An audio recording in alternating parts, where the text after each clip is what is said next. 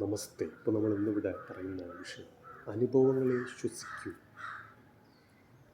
കവിതകൾ നിഗളിക്കട്ടെ എന്നുള്ളതാണ്. അനുഭവങ്ങളെയാണ് നമ്മൾ ശ്വസിക്കേണ്ടത്. അപ്പോൾ കവിതകൾ നിഗളിക്കട്ടെ എന്ന് പറയുമ്പോൾ നമ്മുടെ അനുഭവങ്ങൾ, എക്സ്പീരിയൻസ്, നമ്മൾ എത്ര കാലമായി ഇവിടെ ജീവിക്കുന്നു, പലതരത്തിലുള്ള അനുഭവങ്ങൾ നമുക്കുണ്ട്. അപ്പോൾ ഈ അനുഭവങ്ങളെല്ലാം എന്താണ്? ആ അനുഭവങ്ങളെ നമ്മൾ ശ്വസിക്കുക.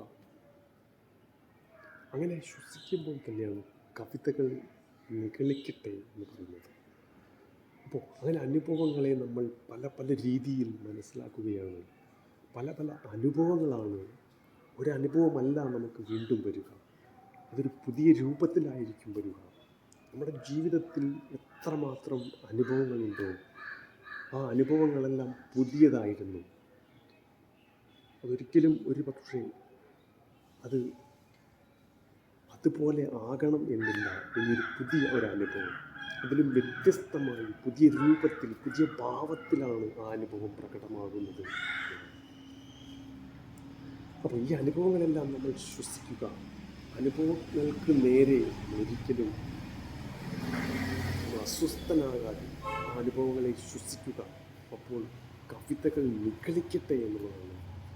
അപ്പോൾ ഈ അനുഭവങ്ങളെ എത്രമാത്രം നമ്മൾ മനസ്സിലാക്കുന്നുവോ അത്രമാത്രം അവിടെ കവിതകൾ നിഗളിക്കട്ടെ എന്ന് പറയുന്നത് അത്രമാത്രം അത് ഗംഭീരമായി തീരുന്നു എന്നുള്ളതാണ്.